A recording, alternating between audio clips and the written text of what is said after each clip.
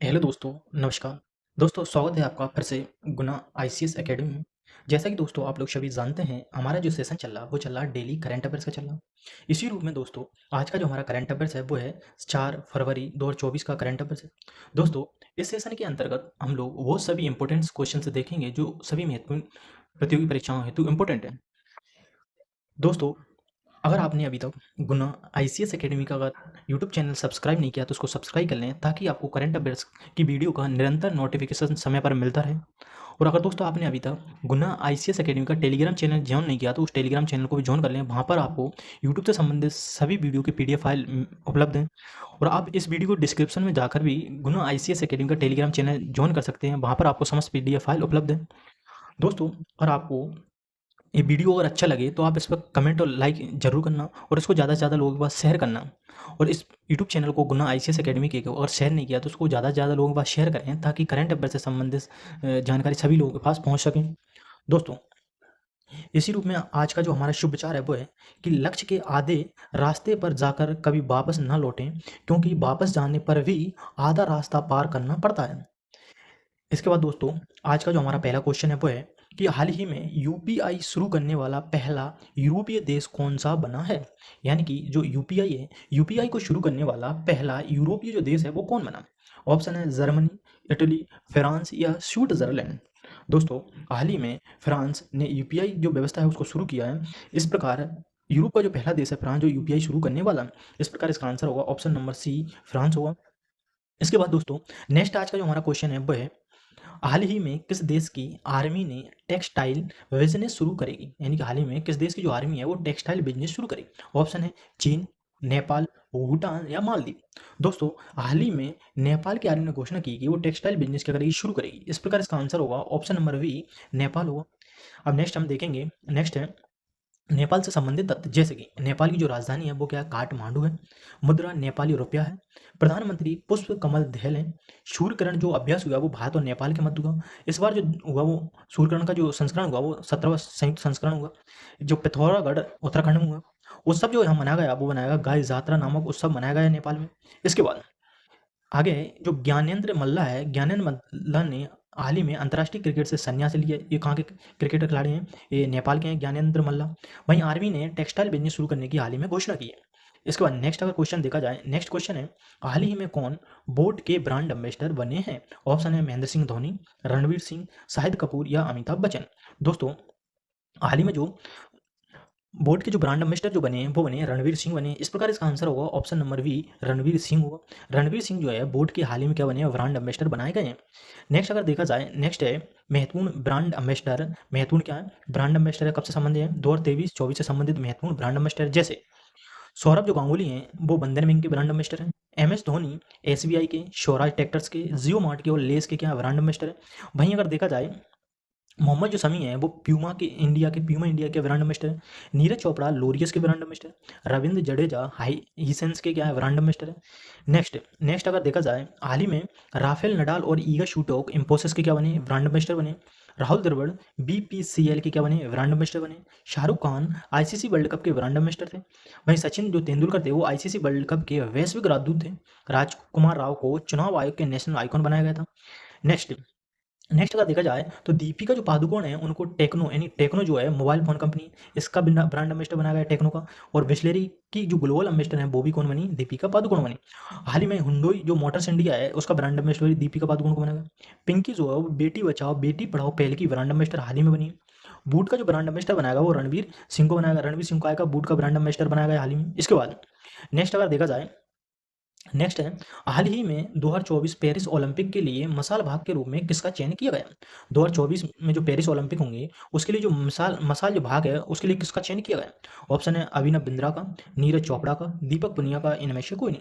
दोस्तों हाल ही में अभिनव बिंद्रा को 2024 के जो पेरिस ओलंपिक होंगे उसमें मसाल भाग के लिए क्या बना, चयन किया गया। इस प्रकार इसका आंसर होगा option number A, Abhinav Bindra. यह महत्वपूर्ण है कि कोई भारतीय ओलंपिक के मसाल भाग के लिए चयन हुआ, वो कौन हुआ, अभिनव बिंद्रा हुआ। ये महत्वपूर्ण है, इंपॉर्टेंट क्वेश्चन है। इसके बाद नेक्स्ट अगर देखा जाए, नेक्स्ट क्वेश्चन है हाल ही में किस राज्य के राज्यपाल ने अपने पद से इस्तीफा दिया है। ऑप्शन है पंजाब, राजस्थान, छत्तीसगढ़ या झारखंड। दोस्तों हाल ही में पंजाब के राज्यपाल बनवारी लाल पुरोहित ने अपने पद से इस्तीफा दिया। इस प्रकार इसका आंसर होगा ऑप्शन नंबर ए, पंजाब होगा। पंजाब के राज्यपाल ने क्या दे दिया, इस्तीफा दे दिया। अब इसके बाद अगर देखा जाए आगे पंजाब राज्य से संबंधित करंट अफेयर्स, जैसे कि पंजाब के जो राज्यपाल थे बनवारी लाल पुरोहित, जिन्होंने हाल ही में क्या दे दिया, इस्तीफा दे दिया। इन्होंने क्या दे दिया, इस्तीफा दे दिया। आगे देखा जाए पंजाब की जो राजधानी है वो चंडीगढ़ है। मुख्यमंत्री भगवंत मान है जो आम आदमी पार्टी से। विशेष इन्होंने हाल ही में मिशन हब इनिशिएटिव शुरू किया, जिसका उद्देश्य है राज्य को क्या बनाना, नशा मुक्त बनाना। वहीं अपशेष मुक्त बासमती चावल की खेती के लिए इन्होंने क्या चालू किया, पायलट प्रोजेक्ट भी शुरू किया। इसके बाद अब अगर देखा जाए जैसे कि टेंटलम नामक दुर्बल जो धातु की खोज हुई वो कहाँ, सतलज नदी की रेत में जो आईआईटी रोपड़ के द्वारा की। भगवंत मान सरकार तुम्हारे द्वार योजना की शुरुआत हाल ही में हुई, जिसमें कुल 43 सेवाएं शामिल की गई। यूनेस्को ने पंजाब के रामबाग गेट और प्राचीर को पुरस्कृत किया हाल ही में। इसके बाद दुर्घटना हॉटस्पॉट का मैप करने वाला है पहला राज्य पंजाब। इसके बाद अगर नेक्स्ट देखा जाए, नेक्स्ट है हाल ही में पंजाब ने सड़क सुरक्षा बलों की तैनात किया, जो सड़क दुर्घटना कम करने के लिए किया गया। देश में पहली बार किया गया इस प्रकार की सड़क सुरक्षा बल की नियुक्ति। 112 नंबर डायल कर आप तुरंत 10 मिनट में बल ये उपलब्ध हो जाएगा, सड़क सुरक्षा बल। इसके बाद इसका जो उद्देश्य है, इसका उद्देश्य है नशा, सड़क दुर्घटना या सड़क मृत्यु से कम करना है, इसका उद्देश्य है सड़क सुरक्षा बल का। इसके बाद अगर नेक्स्ट क्वेश्चन देखा जाए, नेक्स्ट क्वेश्चन है कि हाल ही में कौन वित्त मंत्रालय में मुख्य सलाहकार बने, वी आर कंबोज, पवन कुमार, निखिल वाघ या अजित मिश्रा। तो दोस्तों हाल ही में जो वित्त मंत्रालय के जो मुख्य सलाहकार जो नियुक्त किए गए हैं वो किसे किए गए हैं, पवन कुमार को किया गया। इस प्रकार इसका आंसर होगा ऑप्शन नंबर बी, पवन कुमार है। इसके बाद अगर नेक्स्ट देखा जाए, नेक्स्ट है महत्वपूर्ण नियुक्तियां 2023-24 संबंध, 2023-24 से संबंधित जो नियुक्तियां हैं वो, जैसे कि गिरीश चंद्र जो मुर्मू हैं उनको संयुक्त राष्ट्र लेखा परीक्षक पैनल के उपाध्यक्ष के रूप में नियुक्त किया गया। अनिल शाह को फिक्की के अध्यक्ष के रूप में नियुक्त किया गया। के एन शांति कुमार को प्रेस ट्रस्ट ऑफ इंडिया यानी कि प्रेस ट्रस्ट और जो इंडिया है उस बोर्ड का अध्यक्ष नियुक्त किया गया। वहीं अगर देखा जाए आलोक शर्मा को स्पेशल प्रोटेक्शन ग्रुप का यानी कि एसपीजी का महानिदेशक नियुक्त किया गया। नेक्स्ट अगर देखा जाए, नेक्स्ट है प्रमोद अग्रवाल। प्रमोद जो अग्रवाल हैं उनको बॉम्बे स्टॉक एक्सचेंज के चेयरमैन नियुक्त किए गए। वहीं राजीव गोवा को भारत के कैबिनेट सचिव नियुक्त किए गए। प्रकाश श्रीवास्तव को राष्ट्रीय हरित न्यायाधिकरण यानी कि एनजीटी नेशनल ग्रीन ट्रिब्यूनल के अध्यक्ष पद पर नियुक्त किया गया।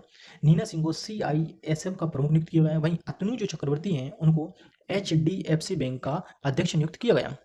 अब नेक्स्ट अगर देखा जाए, नेक्स्ट है सी एस राजन। सी एस राजन को कोटक महिंद्रा बैंक का अध्यक्ष नियुक्त किया गया। जबकि अनिश जो दयाल सिंह हैं उनको केंद्रीय रिजर्व पुलिस बल यानी कि सीआरपीएफ का महानिदेशक नियुक्त किया गया।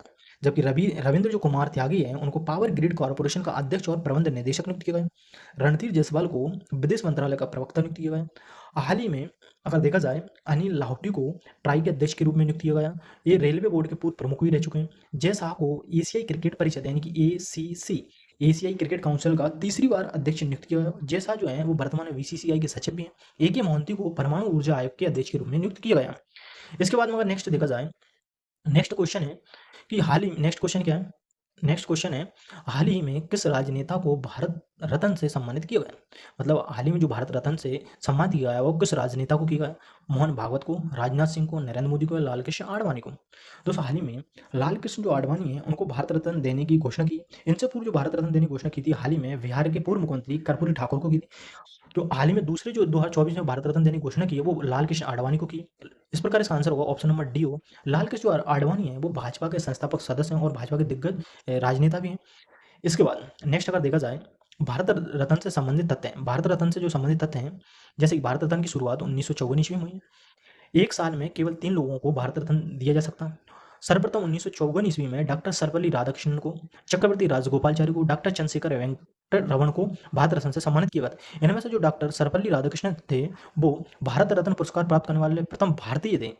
इसके बाद खान जो अब्दुल गफ्फार खान थे उनको 1987 ईस्वी में भारत रत्न से सम्मानित किया गया। यह भारत रत्न से सम्मानित प्रथम विदेशी नागरिक थे। इसके बाद आगे देखा जाए 1966 ईस्वी में लाल बहादुर शास्त्री को मरण उपरांत इस प्रकार से सम्मानित किया, जो पहले भारतीय थे जो मरण उपरांत पुरस्कार प्राप्त करने वाले भारत रत्न। 1971 ईस्वी में श्रीमती इंदिरा गांधी को भारत रत्न से सम्मानित किया गया। यह भारत रत्न से सम्मानित प्रथम महिला थी। 2014 में सचिन तेंदुलकर को भारत रत्न से सम्मानित किया गया। यह सबसे कम उम्र में भारत रत्न प्राप्त करने वाले व्यक्ति थे। वहीं हाल ही में 2024 में कर्पूरी ठाकुर को, लाल कृष्ण आडवाणी को यह घोषणा भारत रत्न देने की घोषणा की गई। इसके बाद नेक्स्ट है लाल कृष्ण आडवाणी से संबंधित जानकारी, जैसे कि 2024 में इनको भारत रत्न देने की घोषणा की। ये 50वें व्यक्ति हुए जिनको भारत रत्न प्राप्त हो रहा है, यानी 2015 में इनको पद्म विभूषण से सम्मानित किया। इनका जन्म कराची में हुआ और 1947 में आज़ादी के बाद ये कहाँ पर भारत में बस गए थे। इसके बाद लाल कृष्ण आडवाणी संबंधी अन्य जानकारी है कि ये भाजपा जो है ना बीजेपी इसके संस्थापक सदस्य हैं, भाजपा के दिग्गज नेता भी हैं। भारत में एक गृह मंत्री, उप प्रधानमंत्री, अन्य मंत्री के पद पर भी नियुक्त रहे। विशेष इनकी जो है वो 1990 की रथ यात्रा है, जिन्होंने भाजपा को एक नए मुकाम तक पहुंचाया। 1990 की इनकी रथ यात्रा ने, ये राम मंदिर के लिए भी इन्होंने महत्वपूर्ण संघर्ष किया था। इसके बाद नेक्स्ट अगर देखा जाए, नेक्स्ट है हाल ही में कहाँ क्षेत्रीय किसान मेला का आयोजन किया गया। जो क्षेत्रीय जो किसान मेला है उसका जो आयोजन हुआ वो कहाँ हुआ? ऑप्शन है जबलपुर में, गांधीनगर में, वाराणसी में या पटना में। दोस्तों हाल ही में उत्तर प्रदेश के बनारसी में क्षेत्रीय किसान मेला का आयोजन किया गया। इस प्रकार इसका आंसर होगा ऑप्शन नंबर सी, वाराणसी होगा। इसके बाद नेक्स्ट अगर देखा जाए, नेक्स्ट क्वेश्चन है कि हाल ही में थानथई पेरियार वन्यजीव अभ्यारण्य किस राज्य का 18वां वन्यजीव अभ्यारण्य बन गया है?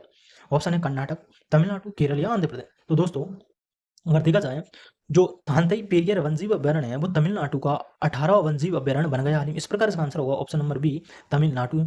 इसके बाद नेक्स्ट अगर देखा जाए, नेक्स्ट है तमिलनाडु का करंट अफेयर्स है। तमिलनाडु संबंधी जो करंट अफेयर्स है, जैसे कि राजधानी क्या है तमिलनाडु की? चेन्नई है।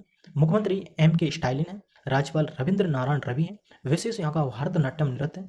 चेन्नई में भारत की पहली पुलिस ड्रोन यूनिट लॉन्च की गई। इसके बाद नेक्स्ट अगर देखा जाए, जैसे कि चेन्नई जो है वो पहली शहरी बाढ़ शमन परियोजना की शुरुआत की गई चेन्नई में। स्ट्रीट चाइल्ड क्रिकेट विश्व कप जो हुआ वो चेन्नई में हुआ। 12 जनवरी को विश्व तमिल प्रवासी दिवस जो मनाया गया वो चेन्नई में ही मनाया गया। जीआई टैग से सम्मानित किया 2023 में सलेम सागो को किया गया। शीर्ष पर है लीड्स रैंकिंग में। इसके बाद नेक्स्ट अगर देखा जाए, नेक्स्ट है जो रथ मंदिर है इनको सप्त पेगोड़ा मंदिर के नाम से भी जाना जाता है, जिसका निर्माण पल्लव वंश ने करवाया।